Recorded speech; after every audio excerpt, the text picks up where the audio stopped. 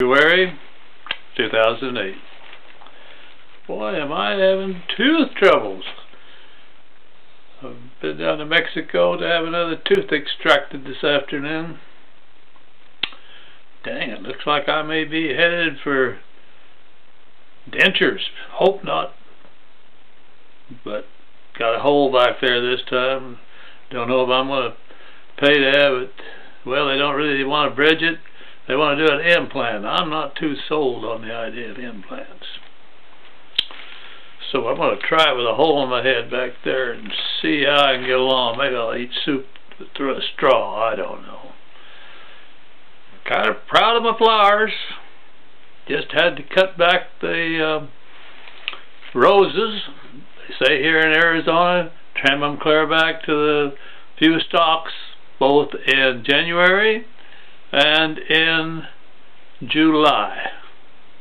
So we've had some beautiful roses very recently, but it's time to give them up. These nasturtiums are coming on strong. Sweet peas ought to be really good here in a couple of weeks, and then in a couple of months really strong with the ones I planted after we came back here in late November, early December. Got a good stand at last planting. You know, I voted for Jimmy Carter. Real proud to have done so. The only president we've ever had. That I was at a cafe eating here in Yuma, and some lady was whispering and looking over at me, and whispering and looking over at me. She wanted to know if I was President Carter. Well, now, I was plumb complimented. This old country boy being confused with that country boy from Georgia that became a governor and then a president of the United States. A good president, except as an old soldier I couldn't take it when he let him take over our embassy and kind of make a laughing stock out of us. Felt like maybe he's just a little too Christian. Sure would like to see a little Christianity evidenced by the present president, but I thought Mr. Carter just overdid it a little bit there. Remember looking at a cartoon, you know, those political cartoons during that embassy fiasco, showed a line dividing the big picture cartoon into two sections. The left-hand side was the United States Embassy being sacked, invaded, taken over. The right-hand side showed the Russians, nobody bothering them at all, just a guard sitting there. And it shows another section. It shows an interviewer saying to the Russian guard, how come they're not bothering you? And he said, I don't know. We just don't allow it. Well, those kind of cartoons and the political pundits at the time maybe helped a lot of us blame Carter for that, and who knows? Who knows the full scene, the full story? I certainly don't. But that's how even though I'm a Nixon-Agnew Democrat, that's how I ended up voting for Reagan. Won't go into that a whole lot right now, might some other time. But I was thinking about Jimmy Carter because yesterday's paper has an article here.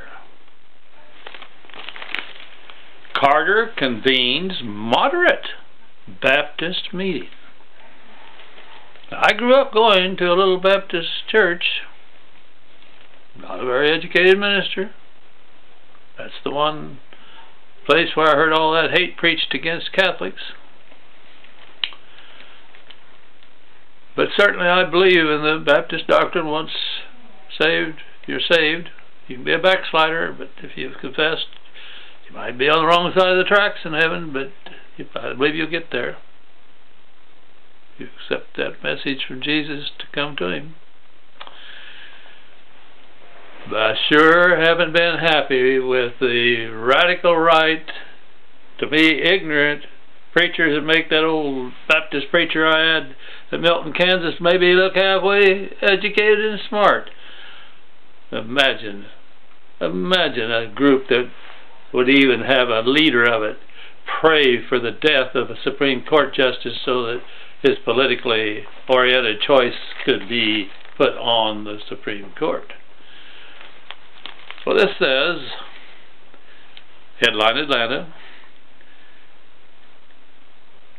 weary of Southern Baptist dominance in American Protestantism, a new push is started by other Baptist groups aimed at working on social justice issues and showing their religious tradition is broader than the conservative SBC. I'd say the radical SBC. Former President Jimmy Carter is leading the effort. More than 10,000 moderate and liberal Baptists were expected for 3 days starting Wednesday in Atlanta for the celebration of a new Baptist covenant. Organizers aren't forming a new denomination, but want to develop common ministries that would have a big impact. Carter, as we all know, Carter, a longtime Bible teacher at his Plains, Georgia church, hopes the event will solidify, quote, solidify the image of Baptists and Christians being able to cooperate with others. Still quoting Carter, we're not going to delve into past divisions, Carter told the Associated Press. We're going to try to show we can work in harmony. The meeting is just days before February 5, when 24 states hold delegate-rich presidential primaries and caucuses. Baptist organizers say the timing is coincidental. They began planning the event about 2 years ago. One of my favorite nephews, the son of my oldest brother and his wife Nadine, Marvin and Nadine's son, Lee. Lee and his wife Lynn doing a marvelous work in Greensburg, Indiana, Baptist minister. They do wonderful things. And Lee is such a powerful preacher from the little I saw when I got to visit there one time. But I don't see a hate thing in that boy's. That man, excuse me, he's getting close, like my oldest son, he's getting ready to retire. And I don't see hate and anger and meddling in politics is one of his big things. I think he preaches the gospel. 3 cheers for President Carter. 3 cheers for the kind of Baptist that nephew Lee Riggs is. He's the one, I mentioned that his church in Indiana, Greensburg, Indiana, sent a whole lot of help to Greensburg, Kansas, when Greensburg had that terrible tornado last year. Christians come in all stripes. None of us are perfect. The Bible says all fall short. Certainly I do.